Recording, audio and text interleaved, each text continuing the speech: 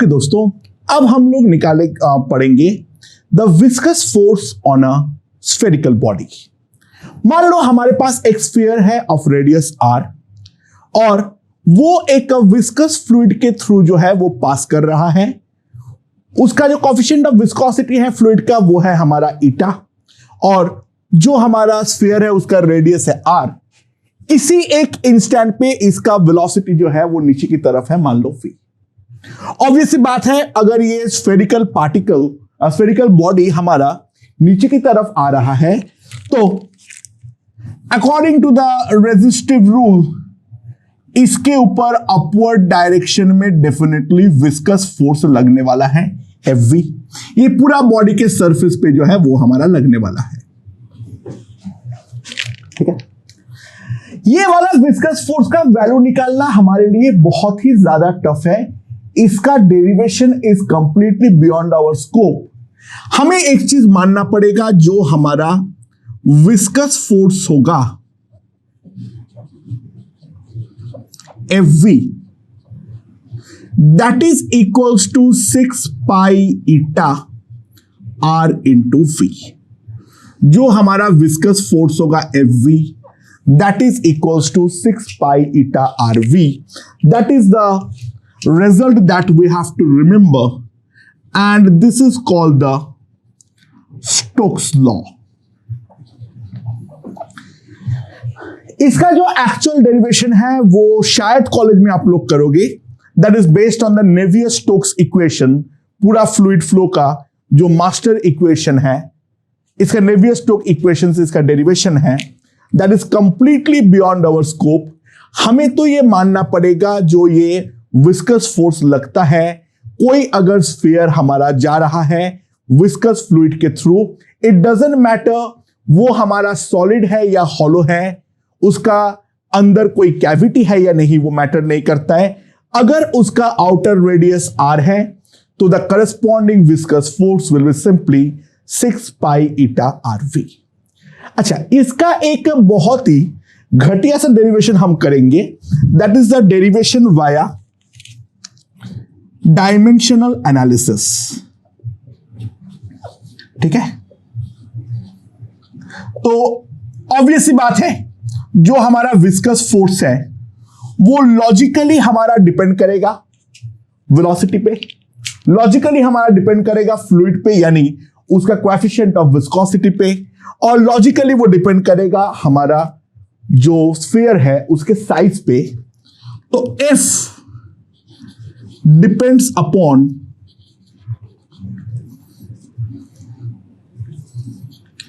किस किस पे, ईटा, r एंड v। ठीक है, so without any loss of generality हम बोल सकते हैं F will be equals to k eta to the power alpha, r to the power beta and v to the power gamma, जहां पर k is a dimensionless quantity। K is a dimensionless quantity। Okay okay, force का हमारा dimension क्या है? Dimension of force will be simply m l t to the power -2। ठीक है, अच्छा, dimension of eta क्या है मेरे पास? m l to the power -1 t to the power -1। r का डायमेंशन क्या है? That is of simple l, और v का डायमेंशन जो है that is l into t to the power of -1। तो दो तरफ का डायमेंशन जो है वो हमारा सेम होना चाहिए। So dimension of m l t to the power of -2, k तो हमारा डायमेंशनलेस क्वांटिटी है, so it will be m to the power of alpha अच्छा, L to the power of क्या आएगा, यहां पर है -1 तो उसके चलते माइनस अल्फा आएगा, यहां पर है L तो उसके चलते बीटा आएगा, और यहां पर है L तो यहां पर एक गामा आएगा। और T टू द पावर अगर मैं देखूं तो यहां पर जो है -1 के चलते यहां पर माइनस अल्फा आएगा, और यहां का -1 के चलते माइनस गामा आएगा। ये हमारे डायमेंशंस होंगे, हाँ कि ना। अगर मैं कंपेयर करूं तो यहां से डायरेक्टली आ गया, m को कंपेयर करते हुए अल्फा इक्वल्स टू 1 आ गया। दूसरा -1 plus minus alpha plus beta plus gamma 1 आ गया।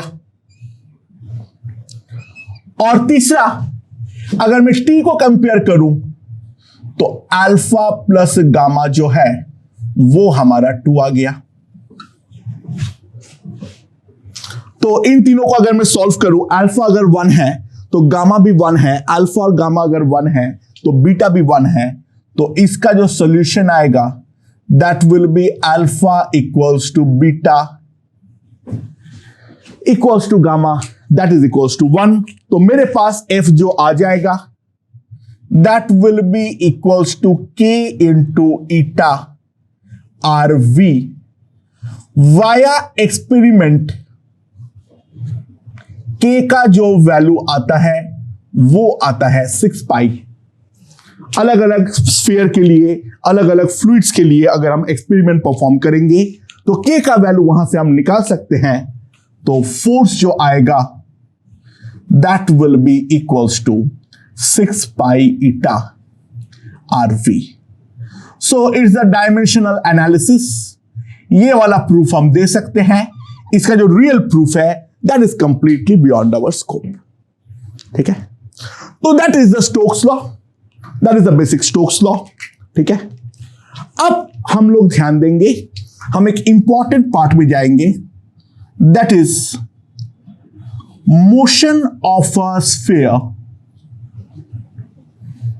Motion of a sphere in a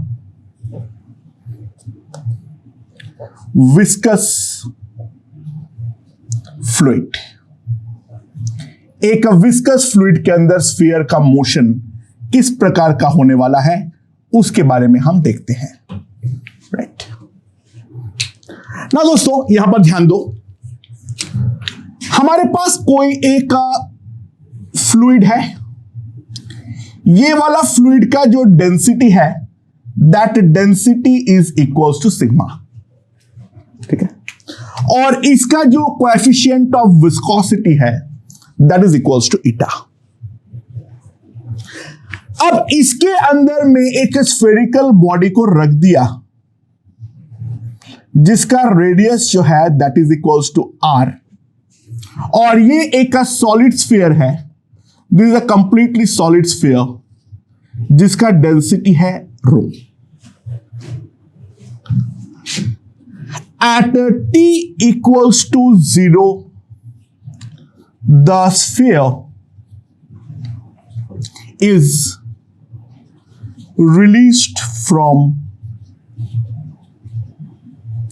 rest. जैसे कि मैं दिखाया हूं, the sphere is released from rest. ठीक है, g हमारा इस डायरेक्शन में है, एक्सीलरेशन ड्यू टू ग्रेविटी। ठीक है, एंड एक चीज और दे रखा है, रो is greater than sigma.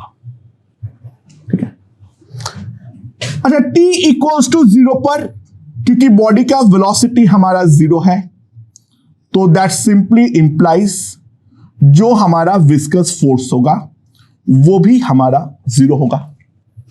That's obvious. Now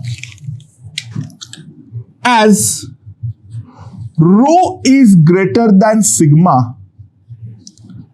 the body will start sinking. Body जो है वो हमारा सिंक करना चालू कर जाएगा।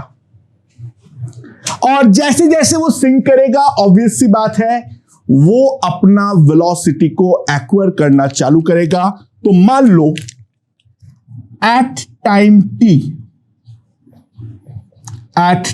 t let its velocity is equals to v। जो इसका वेलोसिटी है मान लो वो है हमारा v। तो उस इंस्टेंट पे अगर मैं बॉडी का फ्री बॉडी डायग्राम ड्रॉ करूं तो इसके ऊपर फोर्सेस क्या क्या लग रहा है। ऑब्वियसली एक फोर्स जो है वो है डाउनवर्ड mg,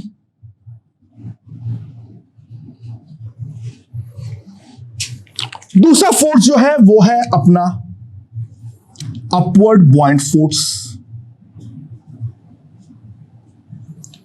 और जो तीसरा है वो है हमारा विस्कस फोर्स। और मान लो ये तीन फोर्सेस के कारण जो इसका डाउनवर्ड एक्सीलरेशन हो रहा है, that downward acceleration is equals to a। ठीक है, अच्छा mg कितना है बोलो। mg में क्या लिख सकता हूं, that will be equals to 4/3 pi r cube into ρg। Buoyant force कितना होगा, पूरा का पूरा हमारा डूबा हुआ है, तो that will be equals to 4/3 pi r cube into sigma जी।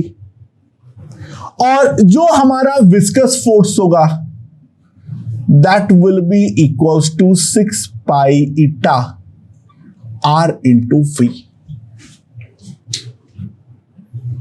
सो दोस्तों नेट डाउनवर्ड फोर्स कितना आएगा।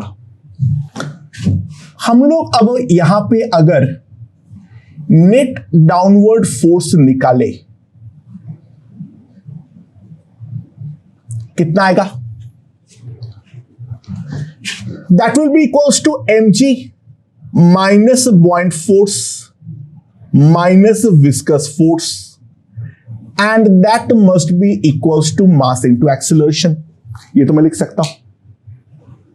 सो 4/3 pi r cube into rho, that is the mass, into acceleration. अच्छा mg माइनस बॉइंट फोर्स को मैं क्या लिख सकता हूं, 4/3 pi r cube rho minus sigma into G minus 6 pi eta r into v। So what we get is, जो हमारा acceleration होगा a, that is 1 minus sigma by rho into G minus, अगर मैं इन दोनों को डिवाइड करूं पाई पाई गया तो 4 यहां पर 9 हो जाएगा, 9 eta by 2 rho r square into v। That is the relation between velocity and acceleration. कोई भी जनरल इंस्टेंट पे जब हमारा वेलोसिटी v होगा उस टाइम पे बॉडी का जो एक्सीलरेशन होगा that will be given by this. And यहां से हम और एक चीज भी लिख सकते हैं, इसका जो इनिशियल एक्सीलरेशन होगा that will be simply equals to 1 minus rho by sigma into g. ठीक है, अच्छा मैं यहां पर एक चीज मान लेता हूं, दो कांस्टेंट्स का नाम देता हूं, C1 को मैं लिख दे रहा हूं 1 minus rho by sigma into g, और दूसरा कांस्टेंट C2 को मैं लिख दे रहा हूं 9 eta by 2 rho r square. ठीक है, ये मेरा दूसरा कांस्टेंट है।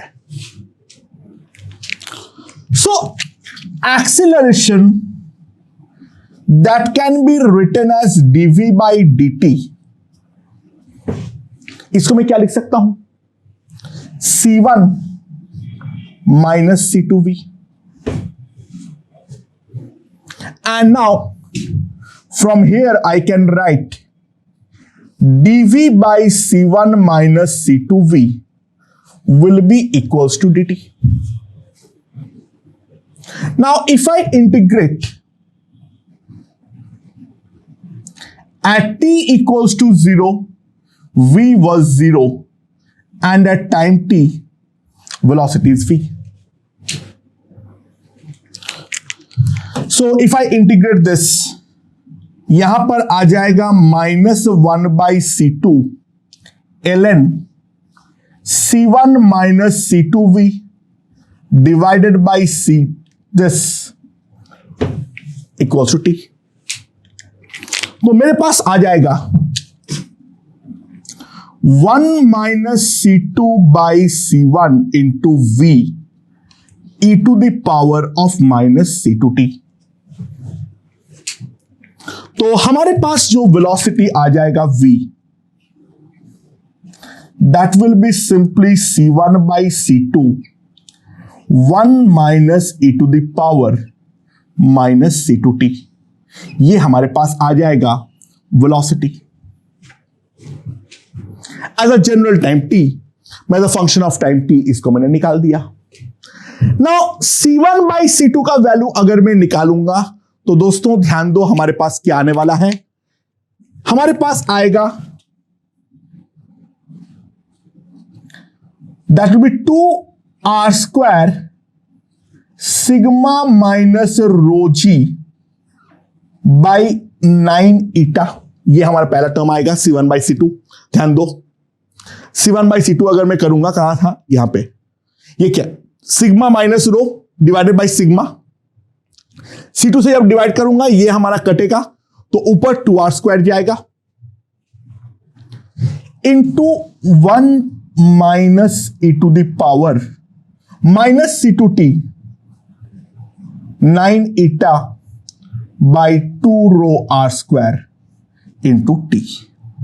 So that is the velocity at any general instant of time t. Okay? तो दोस्तों velocity as a function of time हम लोगों ने यहां पर निकाल दिए हैं.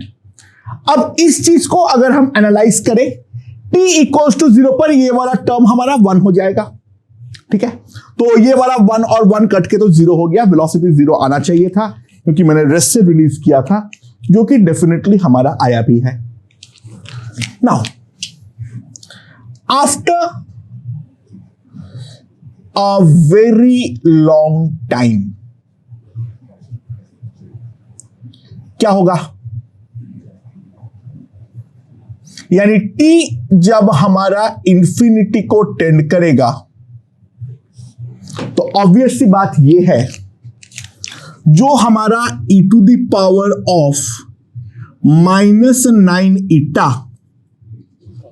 By 2 rho r square into T, ये वाला टर्म 0 को टेंड करेगा. ये e to the power minus infinity तो 0 होता है. तो इसका जो भी वेलोसिटी होगा, ये वाला velocity v will tend to, ये वाला टर्म 1 हो गया.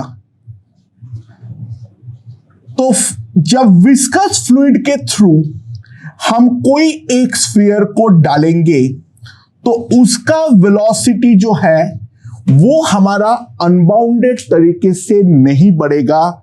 दैट वेलोसिटी विल अटेन और rather try to attain a constant velocity that is given by this particular value. So we call it the terminal velocity, that is equals to vt. तो vt का value जो होता है that is 2r square into rho minus sigma g upon 9 eta. That is the value of terminal velocity जो हम लोग निकाल सकते हैं।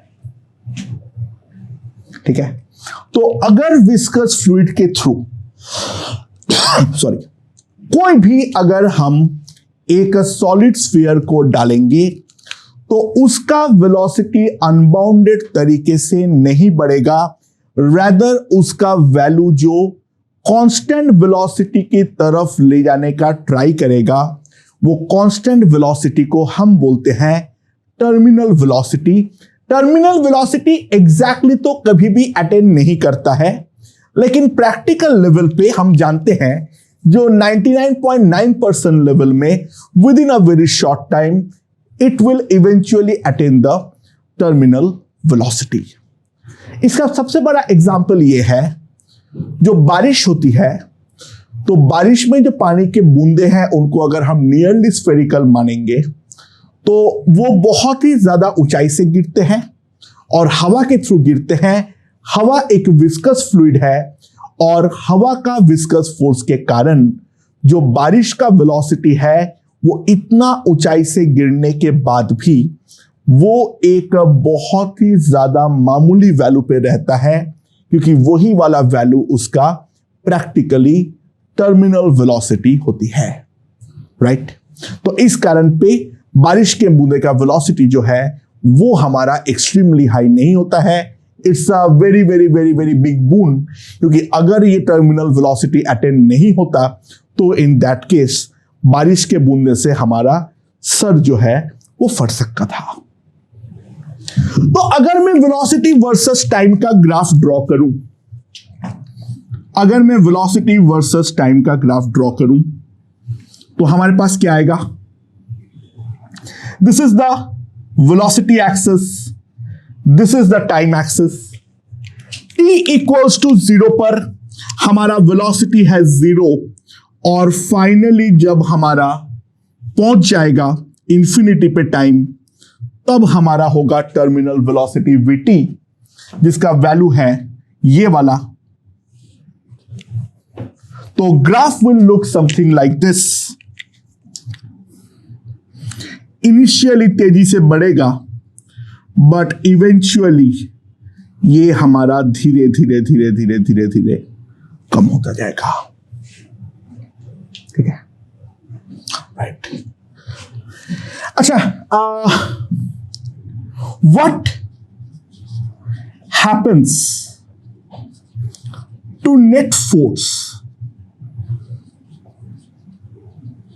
when v equals to vt? जब कोई पार्टिकल टर्मिनल वेलोसिटी पकड़ लेता है उस टाइम पे उसका नेट फोर्स के बारे में क्या विचार है? अच्छा, इसको देखने के लिए पहले हम एक काम करेंगे, एक्सीलरेशन देखेंगे। a is nothing but dv by dt। तो ये वाला रिलेशन को अगर मैं डिफरेंशिएट करूं तो यहां पर जो हमारे पास आएगा that will be 2r square rho minus sigma into g by 9 eta e to the power of minus 9 eta divided by 2 rho r square into t, और फिर इसका डिफरेंशिएशन, ये वाला माइनस और ये वाला माइनस खत्म हो जाएगा, 9 eta by 2 rho R square आएगा। सो अगर मैं देखूं 9 eta gone, R square gone, तो हमारे पास a जो आ जाएगा that will be equals to 1 minus sigma by rho into G into e to the power of minus 9 eta by 2 rho r square into t. Okay, so अगर हम ध्यान दें t इक्वल्स टू 0 पे ये वाला क्वांटिटी 1 हो जाएगा, it will B 1 minus rho by sigma g, जो हमारा एक्सीलरेशन का इनिशियल वैल्यू था, और t टेंडिंग टू इंफिनिटी पे ये वाला क्वांटिटी हमारा 0 बन जाएगा, ए विल टेंड टू 0। तो अगर मैं एक्सीलरेशन वर्सेस टाइम का ग्राफ ड्रॉ करूं तो क्या आएगा? This is a axis, this is my T axis. तो एकदम स्टार्टिंग में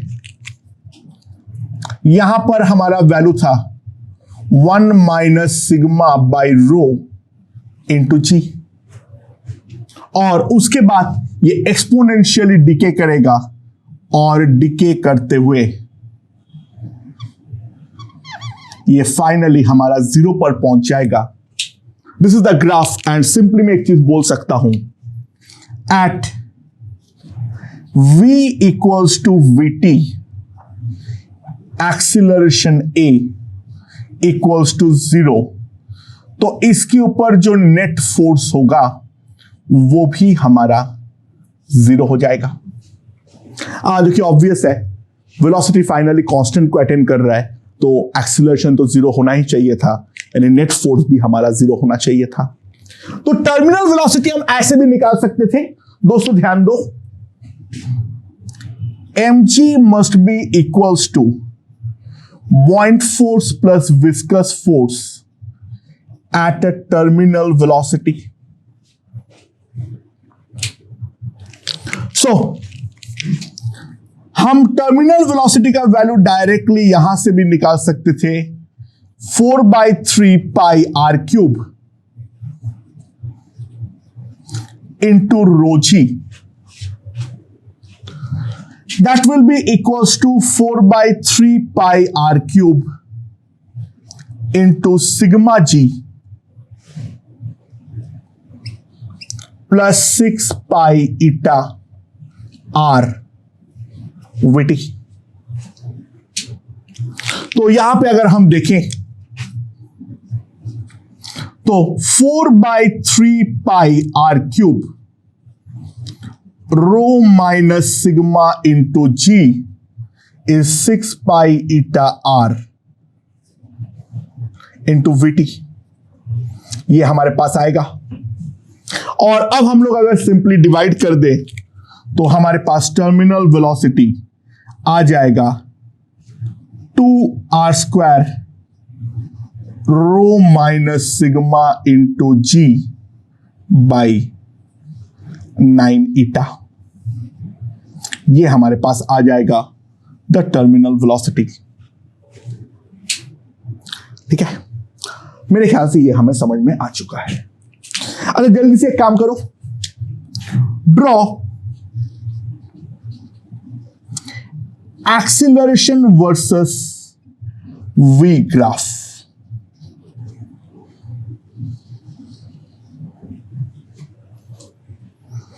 अच्छा, हम लोग जहां पर इंटीग्रेशन करना चालू किए थे वहां पे तो पहले वाला बोर्ड देखो, वहां पर a आया था c1 minus c2 into V. So simply अगर हम ध्यान दें, एक्सीलरेशन और वेलोसिटी में रिलेशन एक सिंपल स्ट्रेट लाइन की तरह होगा। तो ये हमारा है a, ये है हमारा v, स्लोप हमारा नेगेटिव है।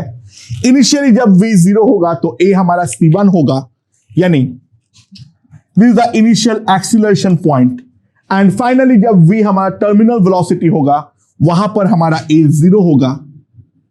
ऑब्वियसली a और v केवल और केवल पॉजिटिव हो सकता है,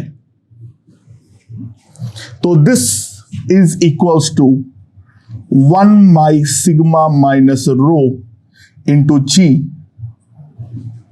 और यहां पर हमारा आएगा टर्मिनल वेलोसिटी vt, और यहां पर अगर एक्सिस के साथ एंगल बनाता है थीटा, tan थीटा का जो वैल्यू होगा that will be simply -c2।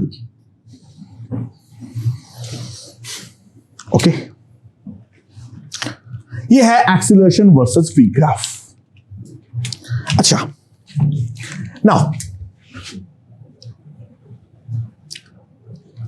power of all forces.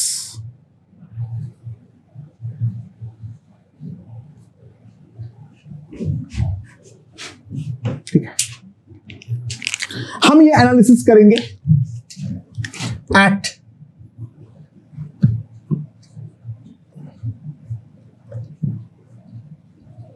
Terminal velocity.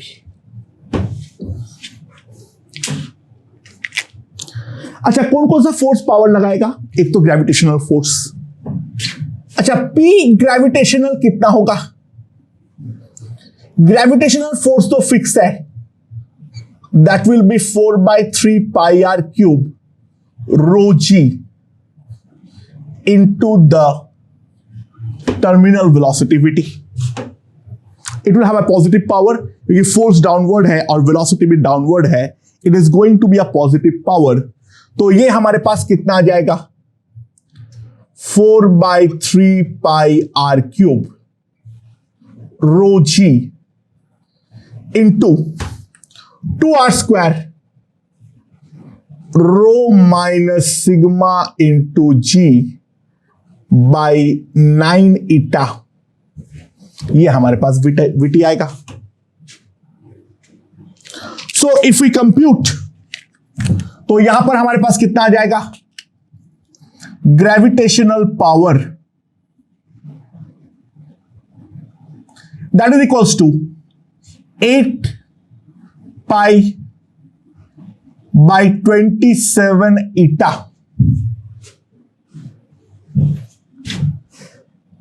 Row into rho minus sigma into g² into r⁵ 5।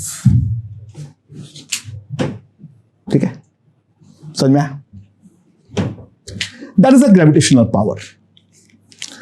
अच्छा, P बॉइंट फोर्स कितना होगा? That is equals to 4/3πr³ sigma g into v t, but that will come with a minus sign, क्योंकि obvious सी बात है बॉइंट force ऊपर लग रहा है और वेलोसिटी हमारा डाउनवर्ड है, तो जो हमारा बॉइंट फोर्स होगा that will be equals to, उसका जो पावर होगा ये हमारा माइनस साइन के साथ आएगा।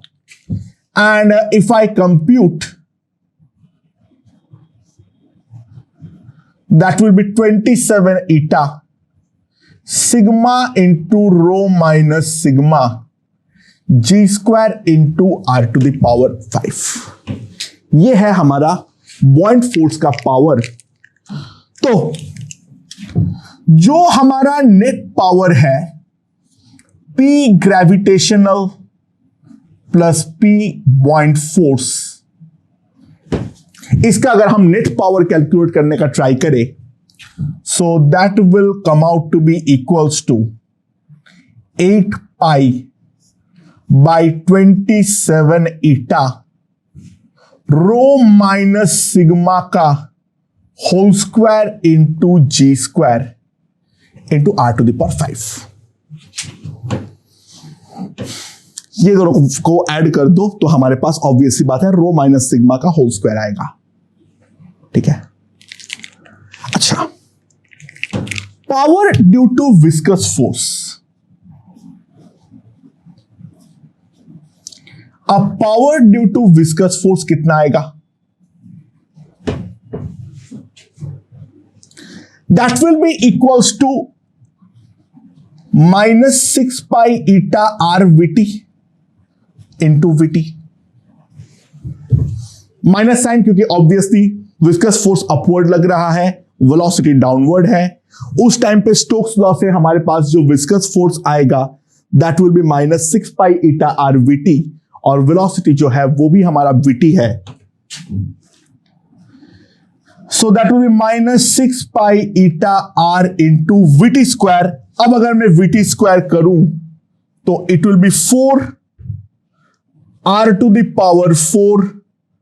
रो माइनस सिग्मा का होल स्क्वायर बाई 81 ईटा²। And if I simply compute, this is equals to -8π/27 eta rho minus sigma का whole square g² into are to the power of 5। तो अगर हम देखें तीनों के तीनों का पावर, P ग्रेव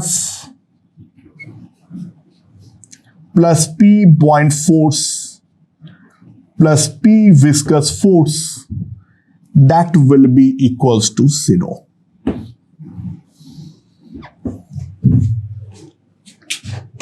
इस कारण पे बॉडी का नेट काइनेटिक एनर्जी पे कोई भी टाइप का बदलाव जो है वो हमारा नहीं हो रहा है, वो कांस्टेंट वेलोसिटी से आगे बढ़ रहा है। इसके रिगार्डिंग अब दो बातें ध्यान दो, इंपॉर्टेंट है। All powers due to viscous force is liberated as heat। और जितना भी पावर है उस पर साफ साफ ध्यान दो, वो R टू द पावर 5 के साथ प्रोपोर्शनल है। तो सिंपल सी बात है, जो रेट ऑफ हीट प्रोडक्शन होगा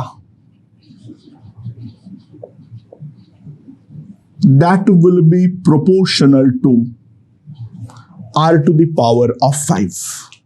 The rate of heat produced will be simply proportional to R to the power of 5. तो अगर मैं कोई बॉल का रेडियस को 2 टाइम्स कर दूंगा तो वहां पर जो हीट प्रोड्यूस्ड है वो डेफिनेटली हमारा 32 टाइम्स होने वाला है। तो पावर एनालिसिस जो है वो हम लोग कर चुके हैं। अब हम लोग लास्ट जो करेंगे वो है displacement analysis. Let's see. Okay दोस्तों, तो हम लोग वेलोसिटी देख चुके हैं as a function of time. अब हमारा टाइम आ चुका है जो हम डिस्प्लेसमेंट वर्सेस टाइम का ग्राफ ड्रॉ करें, और ये ड्राइंग के दौरान हम लोग कुछ इंपॉर्टेंट जो उसके फीचर्स है उसके बारे में ध्यान देते हैं। अच्छा, v को मैं क्या लिख सकता हूं? That will be simply dx by dt, right? And that will be equals to 2r square into rho minus sigma g by 9 eta 1 minus e to the power minus 9 eta t by 2 rho into r square। Initial position को x equals to 0 हम मान लेते हैं, तो x जो आएगा, पहला वाला इंटीग्रेशन तो बिल्कुल सिंपल है, that will be simply 2r square rho minus sigma G by 9 eta आएगा इंटू टी। और अगला वाला टर्म का जो इंटीग्रेशन आएगा 2r square row my ji by 9 ईटा, और इसको जब इंटीग्रेट करूंगा तो डिवाइडेड बाय आएगा 9 eta by 2 rho R square. ये वाला टर्म आएगा, minus minus will make it plus into e to the power of minus 9 eta t by 2 rho into r square, and that has to be integrated from 0 to t। तो अगर हम ध्यान दें, ये तो हमारा टर्मिनल वेलोसिटी है,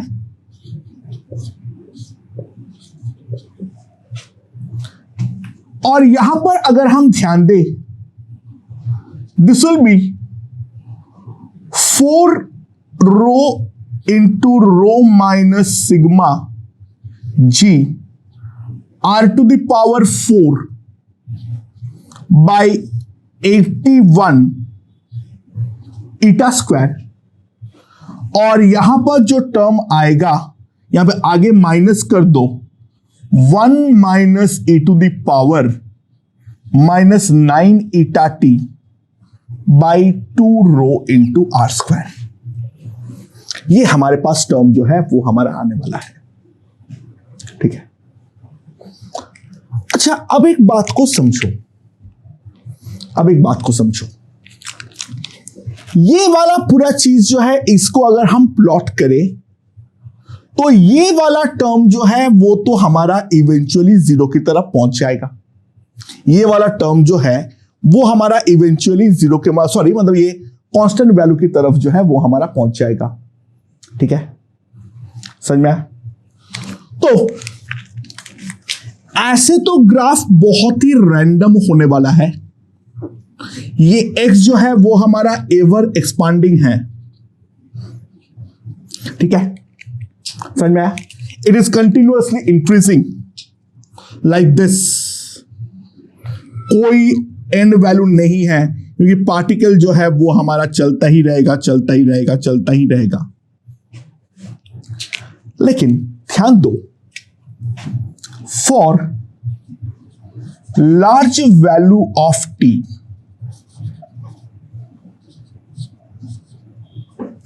ये वाला टर्म को हम प्रैक्टिकली नेग्लेक्ट कर सकते हैं और जो हमारा x आएगा मोटे मोटे दौर पे हम बोल सकते हैं it is vt into t -4 ρ minus sigma g r to the power 4 by 81 eta square. तो यहां पर जो है इसका नेचर एक स्ट्रेट लाइन जैसे बनेगा। दोस्तों वही तो कॉन्सेप्ट होता है एसिम्पटोट का। लॉजिकली सोचो, dx बाई dt क्या दिखाता है हमें? It gives us basically the slope of the curve and that is also the velocity.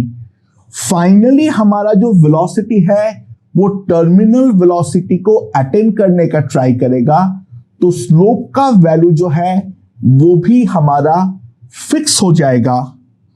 तो इंफिनिटी पे अगर हम ध्यान दें तो यहां पर ये धीरे धीरे ये ग्राफ इस स्ट्रेट लाइन को अप्रोच करना चालू करेगा और ये वाला स्ट्रेट लाइन जो है इसका स्लोप के बारे में अगर हम बात करें that tan theta will be simply equals to the terminal velocity vt। और इसको अगर मैं आगे एक्सटेंड करूंगा,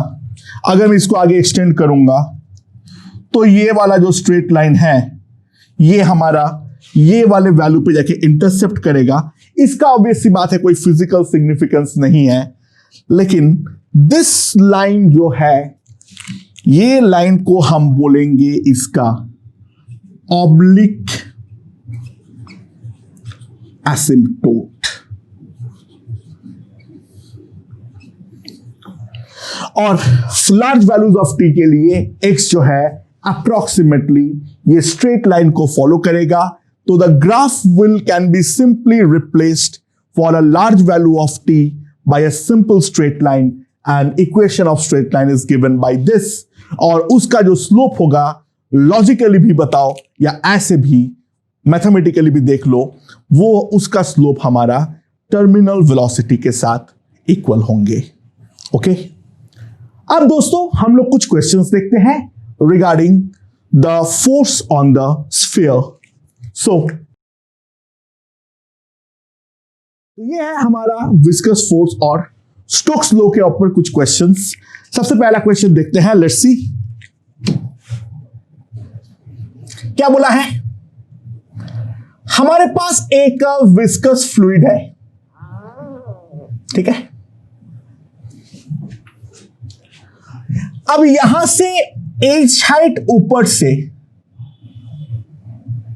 मैं एक स्मॉल सॉलिड बॉल छोड़ दे रहा हूं। It a very small solid ball.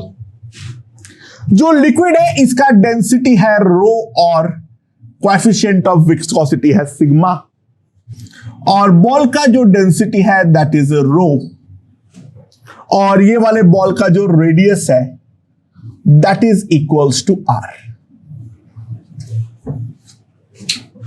ठीक है. The velocity of ball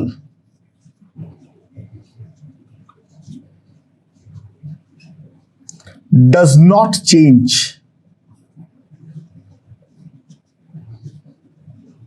the velocity of ball does not change once it enters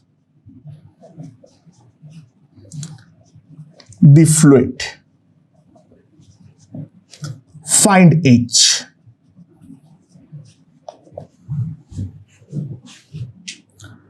okay, तो एक बार अगर अंदर आ जाता है और वेलोसिटी में कोई बदलाव नहीं आता है दोस्तों, तो सिंपल सी बात है, ये वाले पॉइंट पे आते ही इसका टर्मिनल वेलोसिटी जो है वो डेफिनेटली हमारा अटेन हो जाना चाहिए.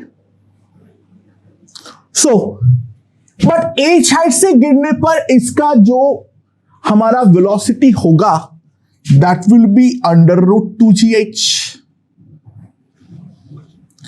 और वही हमारा टर्मिनल वेलोसिटी के इक्वल होना चाहिए, and that will be equals to कितना आएगा टर्मिनल वेलोसिटी का value 2r² rho minus sigma g by 9 eta. So now let's square it. तो हमारे पास क्या आ जाएगा 2gh is equals to 4r to the power 4 g square by 81 into eta square. तो जो हमारा हाइट h होगा जिसके ऊपर से हमें छोड़ना चाहिए that will be 2gr² rho minus sigma का whole square by 81 into eta square. मेरे ख्याल से ये हमें समझ में आ चुका है. ओके दोस्तों, ये वाला क्वेश्चन देखते हैं. हमारे पास दो सॉलिड बॉल्स है, एक का रेडियस है r और दूसरे का रेडियस है r/2. उन दोनों को मैंने एक लेवल से छोड़ दिया इनसाइड अ फ्लूइड जिसका कोएफिशिएंट ऑफ विस्कोसिटी जो है वो है हमारा ईटा. जी इस डायरेक्शन में है जैसे दिखाया हुआ है. जैसे ही मैंने छोड़ा इसका इनिशियल एक्सीलरेशन हुआ है g/2 और दूसरे वाले का जो इनिशियल एक्सीलरेशन है वो है g/4. तो सवाल ये है जो हमारा स्मॉलर बॉल है उसका velocity with respect to the larger ball कितना होगा वो हमें निकालना है. ठीक है. अच्छा, मान लो ये वाला फ्लूइड का जो डेंसिटी ऑफ फ्लूइड है वो कितना है सिग्मा. डेंसिटी ऑफ बॉल जिसका रेडियस r है वो है ρ1 और जिस बॉल का डेंसिटी r/2 है वो है ρ2. अच्छा, तो इनिशियल एक्सीलरेशन के पॉइंट ऑफ व्यू से मैं लिख सकता हूं 1 minus sigma upon ρ1 into g that is equals to g/2. So मेरे पास यहां पर आ जाएगा कितना g गॉन, तो यहां पर हाफ हो जाएगा. तो rho by sigma upon ρ1 equals to half. तो ρ1 जो है वो है हमारा 2 सिग्मा.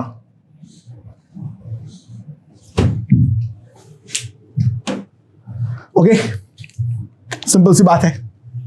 और सिमिलरली दूसरे वाले के लिए मैं अगर देखूं तो 1 minus sigma upon ρ2 into g that is g/4 sigma by ρ2 equals to 3/4. ρ2 जो होगा that will be 4 sigma upon 3. ठीक है. अच्छा, लॉन्ग टाइम के बाद क्या होगा? लॉन्ग टाइम के बाद क्या होगा? दोनों टर्मिनल वेलोसिटी अटेन कर लेगा। ऑब्वियस सी बात है, आफ्टर लॉन्ग टाइम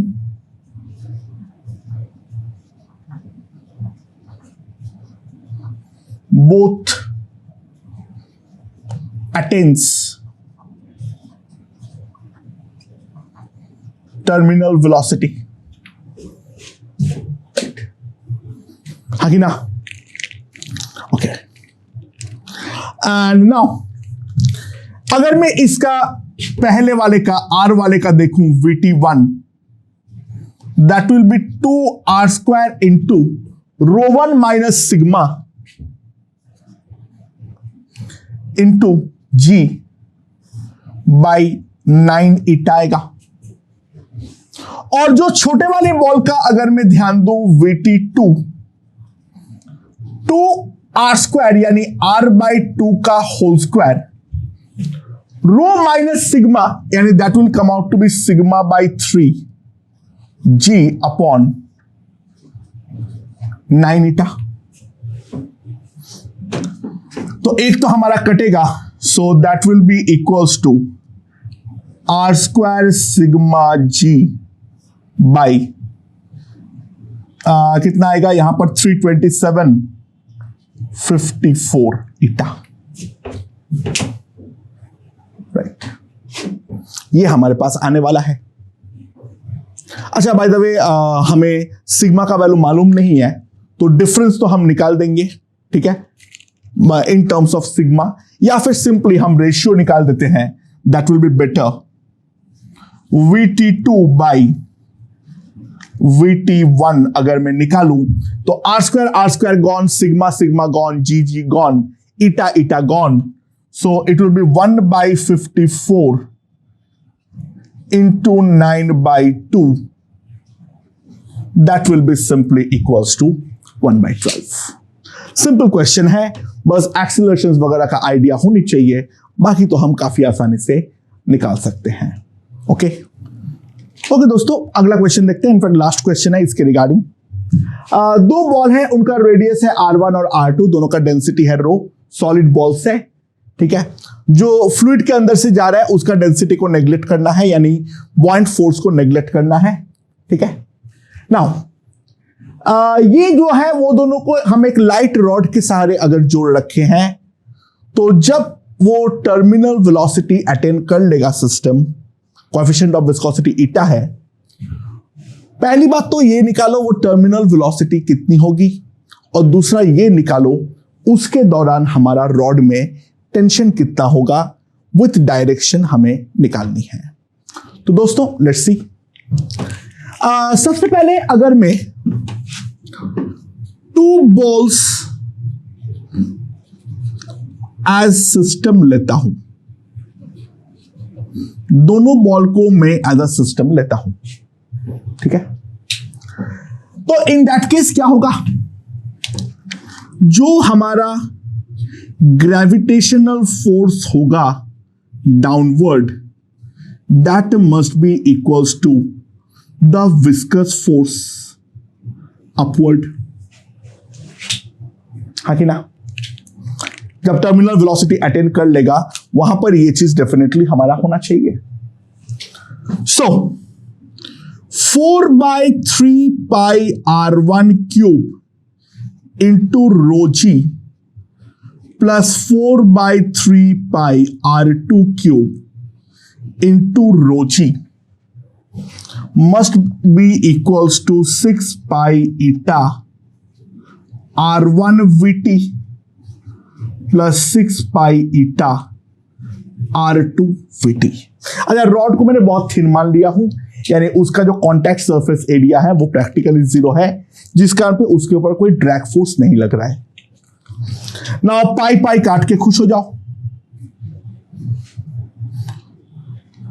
तो यहां पर कितना आएगा 2/9 rho G R1 cube plus R2 cube is equals to eta VT R1 plus R2। तो इसको अगर मैं खोल दूं R1 plus R2 into R1 square plus R2 square minus R1 R2, तो सिंपली हमारे पास जो टर्मिनल वेलोसिटी आएगा that will be 2 rho G by 9 eta into R1 square plus R2 square minus R1 R2. That will give me the value regarding the terminal velocity. Right? अब tension निकालने के लिए simply क्या करूंगा, मान लो मैं दोनों में से कोई भी एक बॉल देख लिया, ठीक है।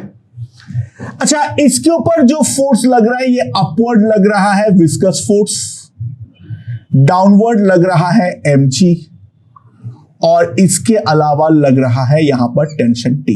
अच्छा, ये T जो है वो मैं डाउनवर्ड माना हूं, पुलिंग माना हूं, इट कैन बी पुशिंग, क्योंकि लाइट रॉड है, अगर पुशिंग है तो वो अपने आप नेगेटिव हो जाएगा, ठीक है।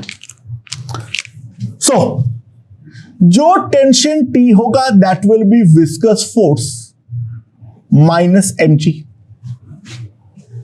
राइट। तो कितना आएगा मेरे पास, 6 pi eta R1 into VT, that will be equals to 2 rho G upon 9 eta into R1 square plus R2 square minus R1 R2 minus mg, that is 4 by 3 pi R1 cube into rho g. Now यहां पर अगर हम ध्यान दें, ईटा eta is cancelled, पहले ये term तो cancel हो गया। अच्छा, यहां पर जो हो जाएगा 3 और यहां पर हो जाएगा 2, तो यहां पर 4 by 3 आएगा, तो 4 by 3 पाई रो जी अगर मैं कॉमन लेता हूं, यहां पे टर्म्स क्या आएंगे, R1 cube plus R1 R2 square minus R1 square R2, और यहां से जो टर्म आएगा that will B minus R1 cube. तो ये हम काट के खुश हो जाते हैं, ठीक है। तो tension T will be 4 by 3 pi rho G. यहां पर अगर मैं R1 R2 कॉमन लेता हूं that will come out to be equals to R2 minus R1, क्योंकि R1 जो है अब दोनों में से जो बड़ा है उसके अकॉर्डिंग डिसाइड होगा, यानी R2 greater than R1, T is pulling, और R2 less than R1, in that case T is pushing. जो हमारा T का मैग्नीट्यूड होगा that will be 4 by 3 pi rho g R1 R2 mod of R2 minus R1, ये होगा हमारा T का magnitude. तो आंसर तो निकल गया है, लेकिन एक इंपॉर्टेंट बात मैं यहां पे डिस्कस करूंगा।